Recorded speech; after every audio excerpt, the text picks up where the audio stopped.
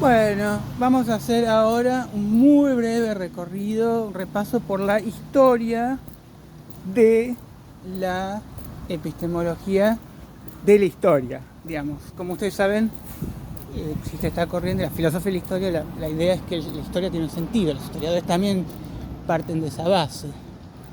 Ahora bien, nosotros tenemos la gran definición contra John Stuart Mill, que es quien habla de una lógica inductiva para la ciencia, que dice, bueno, extraemos a partir de pequeños ejemplos aislados contingentes, extraemos una generalidad necesaria por una cuestión probabilística. Es decir, si yo veo 100 perros negros, según John Stuart Mill, de acuerdo a la lógica inductiva de la inducción, yo induzco, yo infiero que voy a encontrarme con perros negros, todo perro negro a la noche, todos los perros son negros, en todos los casos. Entonces viene Hempel. Hempel es olvidado a veces, pero tiene su magnífico ejemplo del carburador del auto que se congela. Bueno, pero es coautoría con Karl Popper, que es el famoso, y dice que de ninguna manera la ciencia, el paradigma de la ciencia se puede mover por la inducción, que la inducción ya, digamos, desde Hume, no podemos realmente decir que haya una causa, una necesidad, sino que hay, en todo caso, una sucesión reiterada. Menem lo llama la casualidad permanente. Digamos que lo que tiene que hacer el científico, el que quiere realmente saber las cosas a ciencia cierta, el científico, no el religioso, no el convencido militante político, el que no busca que todo le confirme lo que cree.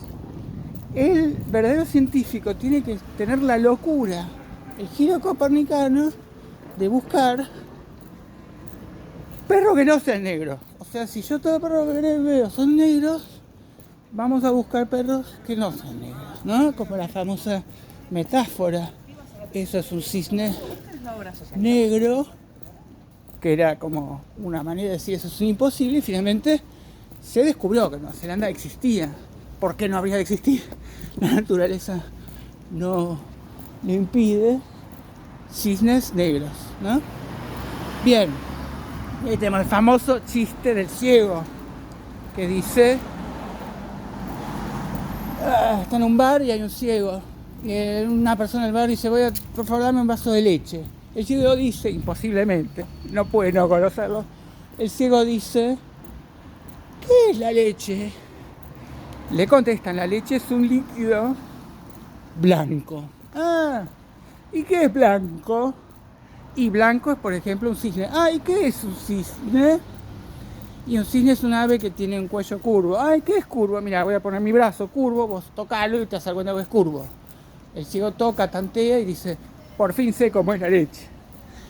Y cuando descubren Nueva Zelanda los cisnes negros, lo primero que preguntan en Alemania, ¿cómo hacen para contar el chiste ciego?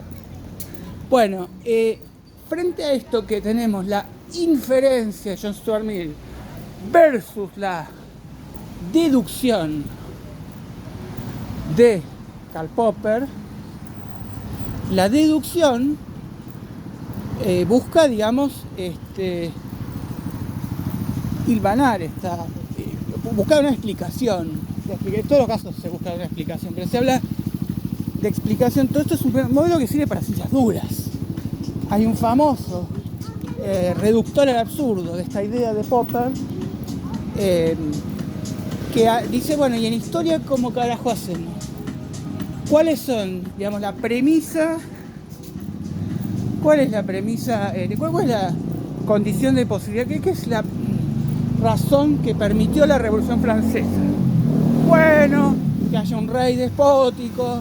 Sí, pero en muchos otros lugares hay un rey. Bueno, hay una clase ilustrada. Bueno, pero en Inglaterra, Bueno, están pasando hambre. Bueno, entonces finalmente se llama la ley del caso único, que es absurdo. No es una ley, si es para un único caso. La Revolución Francesa se va a dar cuando estén dadas las condiciones de la Revolución Francesa. Con lo cual, aquí tenemos una tautología que ya nos da la pauta de qué cosa hace sentido para nosotros. ¿Qué es lo que tiene sentido?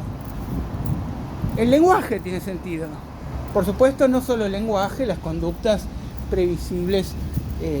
Nosotros podemos explicar los actos a través de las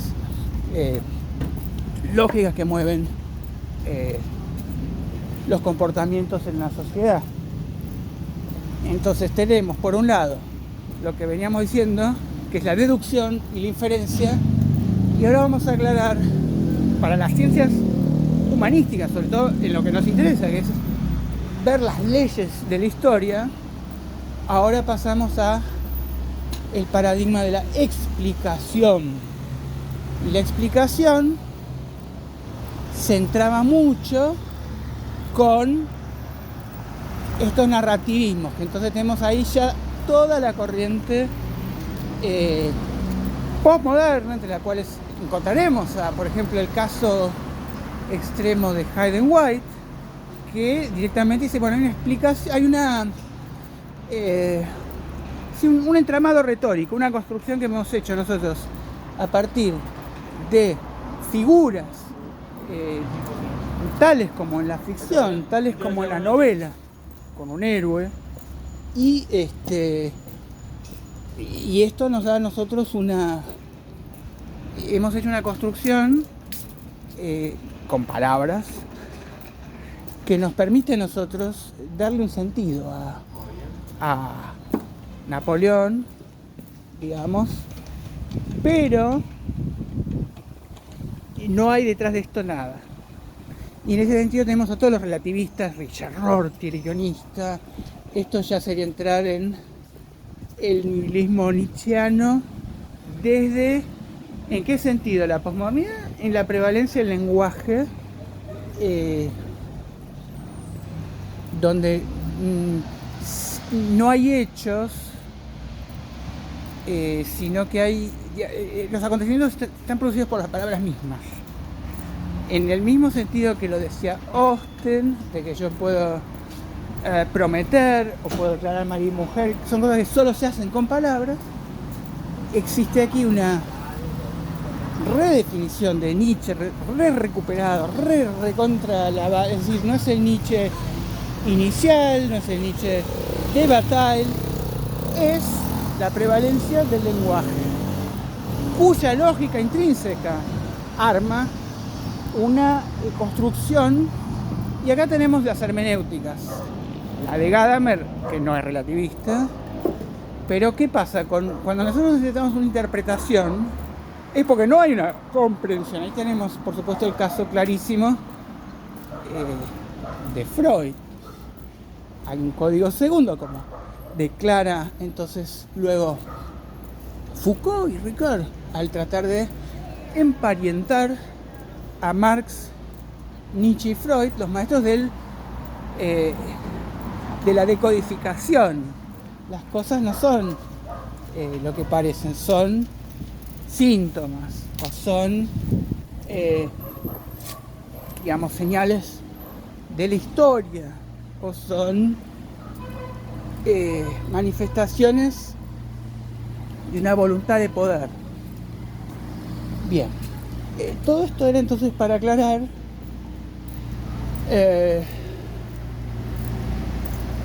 los paradigmas epistemológicos a lo largo de la interpretación, explicación, empatía, hermenéutica, referida a cómo entendemos el sentido de la historia, la importancia que ha tenido crecientemente el lenguaje, ¿no?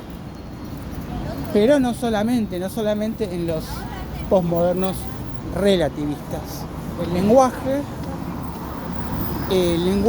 es digamos, se podría decir que es paralelamente importante como en un exterior y como en la teoría que los físicos tienen ahora para los agujeros negros, unificando con la teoría, ¿recuerdas? La mecánica cuántica de la relatividad,